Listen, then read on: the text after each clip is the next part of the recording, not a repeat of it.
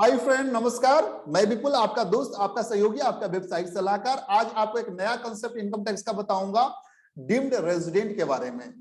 दोस्तों, हम लोग जानते हैं कि इनकम टैक्स है किसी भी पर्सन के रेसिडेंशियल स्टेटस के आधार पर जो इनकम सोर्स ऑफ इनकम है उस पर लगता है। तो यहाँ पर हम लोग देखते हैं कि रेसिडेंशियल स्टेटस है जो लास्ट प्रीवियस ईयर और प्रीवियस टू प्रीवियस ईयर्स में हम देखते हैं कि number of the days stay in India के आधार पर हम लोग निकालते हैं।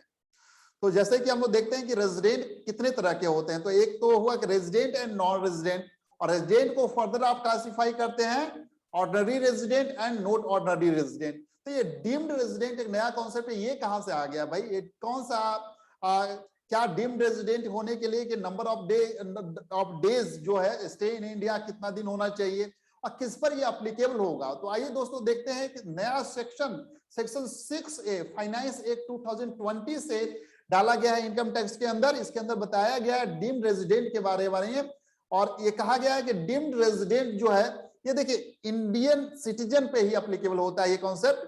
तो इंडियन सिटीजन, अगर कोई इंडिविजुअल इंडियन सिटीजन अगर उसका total income other than income from foreign sources, other than income from foreign sources, that is income which accrue or arise outside India, except income from business control firm or profession set up in India. That means income from foreign sources को छोड़कर, मतलब Indian citizen का India में income, ठीक है, Indian income foreign sources से जो income है उसको छोड़कर, जो and which is not deemed to accrue or arise in India, अगर income accrue and arise in India हो जाएगा तो irrespective of the residential condition all income is taxable। लेकिन यहां पर देखिए, यहां पर इंडियन सिटीजन जिसका total income other than income from foreign sources exceeding 15 lakhs during the previous year, वो क्या कहा माना जाएगा? Deemed to be resident in India and that previous year if he is not liable to pay tax in any country or territory by reason of his domicile or residence or any other criteria of similar nature। यहां पर आप देखिएगा note में, अगर कोई भी individual is a resident in India in the previous year as per section 6 subsection 1, then provision of deemed resident under section 6(1)(a) would not apply to him और a deemed resident. A deemed resident का status क्या होगा? A deemed resident would always be resident and not ordinary resident.